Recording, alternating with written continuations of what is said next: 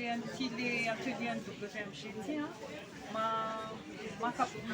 mpianatra zany zay any amin'le femme nécessiteuse. Dia reny jeune femme mère reny no mianatra aty atao moindre mamono.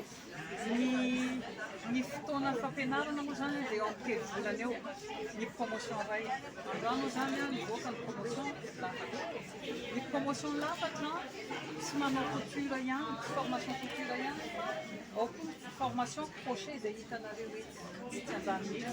Dia misy ny crochet ary nanomboka tamin'ity volana ity dia ny section hafa koa atao amin'ny WMG ny section informatique.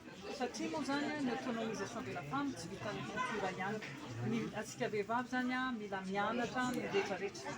Ny crochet indrindrindrindra ny informatique, ny digital satria amin'izao fotoana izao efa mandeha mivoatra be ny resaka digital.